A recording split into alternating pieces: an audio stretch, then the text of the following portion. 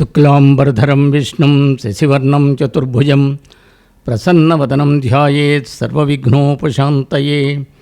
గురుర్బ్రహ్మా గురుర్విష్ణుః గురుర్దేవో మహేశ్వరః గురుస్సాక్షాత్ పరబ్రహ్మ తస్మై శ్రీగురవే నమః. వ్యాసం వసిష్ఠనప్తారం శక్తేః పౌత్రమకల్మషం పరాశరాత్మజం వందే సుఖతాతం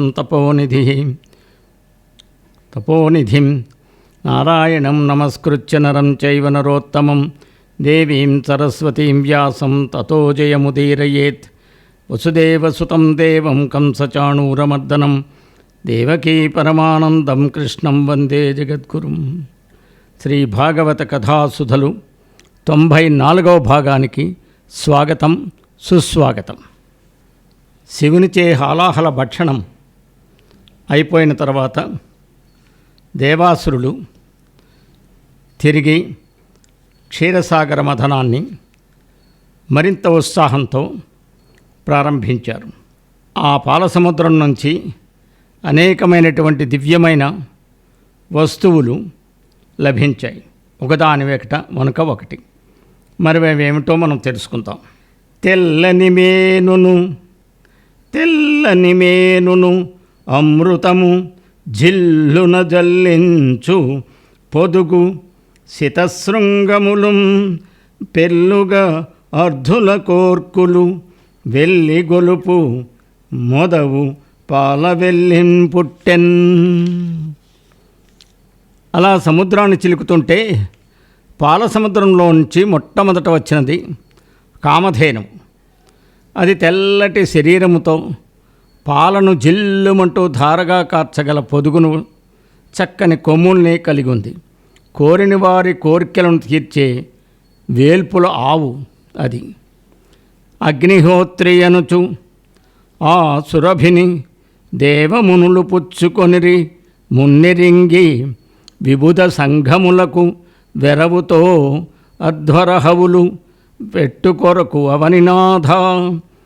ఓ రాజా, అంటే ఓ పరీక్షణ్ మహారాజా, ఆ కామధేనువుని హోమకార్యాలకు తగిందని ముందుగానే గుర్తించిన దేవమునులు దేవతలకు తగిన విధంగా హవిస్సులు సమర్పించడానికి కావలసిన పంచగవ్యములన్నీ ఈ కామధేనువు సమకూరుస్తుందని వారు గ్రహించారు. ఇక్కడ పంచగవ్యములు అంటే పాలు, పెరుగు, నెయ్యి, గోమూత్రము, పేడ ఇత్యాది వాటిని పంచగవ్యాలు అంటారు. అలా అనుకుని వారు దాన్ని, ఆ కామధేనువుని ఆ దేవర్షులంతా తీసుకున్నారు. ఆ తర్వాత మళ్ళీ చిలుకుతున్నారు ఆ జలరాశిని, ఆ క్షీరసాగరాన్ని. అంటే అప్పుడేమైందంటే సత్చంద్ర పాండురంబై ఉచ్చైశ్రవమనగా తురగముగి జనించెన్ పుచ్చికొనియే ఇచ్చంగొనడయ్యే ఇంద్రుడు ఈశ్వర శిక్షన్. ఆ తర్వాత ఏమొచ్చిందంటే స్వచ్ఛమైన తెల్లని చంద్రకాంతితో మెరిసిపోయే ఉచ్చైశ్రవం అనే గుర్రం సముద్రంలోంచి పుట్టింది. దాన్ని బలిచక్రవర్తి వచ్చి తీసుకున్నాడు. కానీ ఇంద్రుడికి ఇష్టం లేదు. అయినా ఈ క్షీరసాగర మథనం జరగడానికి ముందునే శ్రీ మహావిష్ణువు బోధించాడు దేవతలకి, కామరోషాలకి దూరంగా ఉండండి అని. అందువలన ఇంద్రుడు మిన్నకున్నాడు. తర్వాత వరపగుసురమును పెరుదును నెరితో కయుముఖము సిరియు నిర్మలఖురముల్ కురుచ చెవులం తెలికన్నులు తరచగు కందంబు చూడదగు ఆహరికిన్. ఆ గుర్రానికి చాలా అందమైన రొమ్ము, చిక్కనైన పిరుదు, చక్కని తోక, లక్షణమైన కాంతులీనే ముఖము, స్వచ్ఛమైన గిట్టలు, ఇలాంటివన్నిటితోటి నిగనిగలాడే మూపు కలిగి చాలా చూడముచ్చటగా ఉంది. ఆ తర్వాత క్షీరసాగరం మదనం మళ్ళీ కొనసాగుతోంది. అప్పుడు ఏం పుట్టిందో మనం తెలుసుకుందాం. దంత చతుష్టాహతి దంతచతుష్టాహతి శైలాంతంబులు విరిగి పడగ అవధాత కుభృత్కాంతంబగు ఐరావతదంతావళముద్భవించె ధరణీనాథ. ఓ పరీక్షిన్ మహారాజా అంటున్నారు సుఖబ్రహ్మ.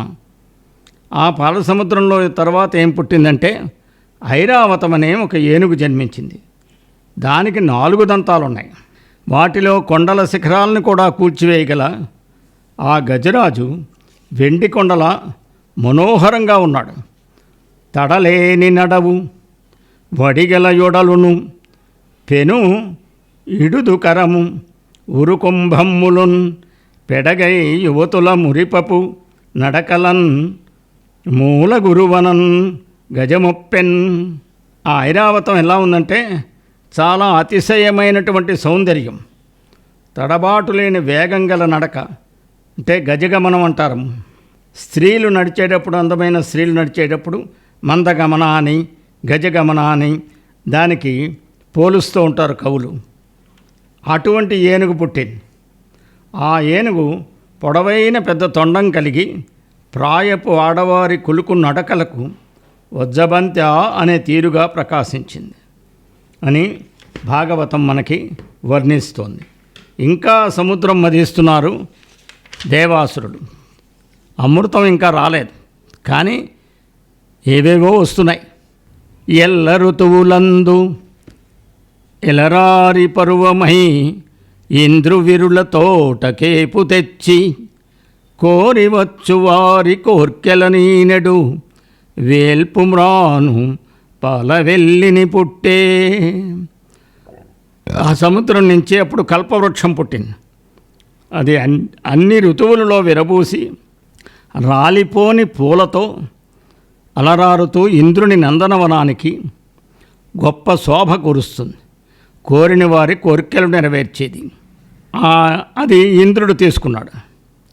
మనకి చెప్పకపోయినా మనకు అర్థమవుతోంది కథాగమనాన్ని బట్టి. ఇప్పుడు మళ్ళీ మందర పర్వతం సాయంతో కూర్మావతారంలో ఉన్న శ్రీ మహావిష్ణువు మందర పర్వతాన్ని మోస్తుంటే వాసుకి ఈ మందర పర్వతానికి తాడులాగా ఉంటే మళ్ళీ సముద్రాన్ని చిలుకుతున్నారు.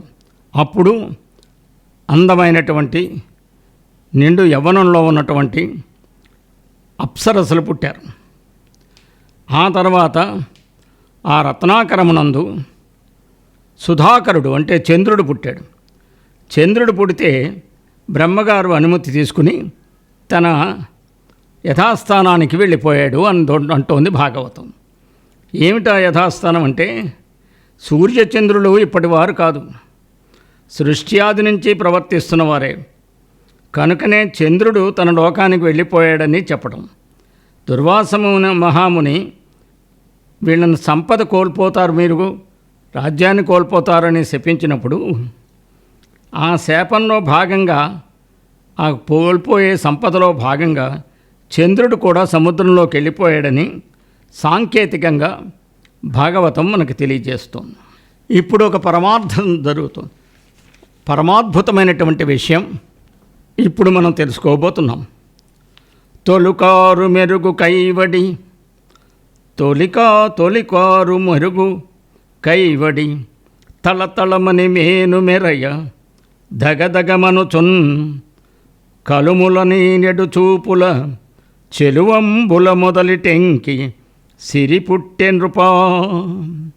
ఓ రాజా, ఆ సముద్రంలోండి తళతళమని మెరుస్తున్న శరీరంతో దగదగలాడిపోతున్న సంపదలను వర్షించే చూపులతో అందచందాల పెన్నిధి అయిన శ్రీ మహాలక్ష్మి పుట్టింది.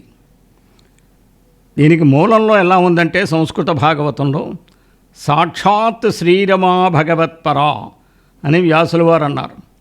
పుట్టినది శ్రీహరిని రంజింపచేసే శ్రీదేవి. ఆమె భగవంతుని యందు పరిపూర్ణమైన అనురాగం కలది అని అర్థం.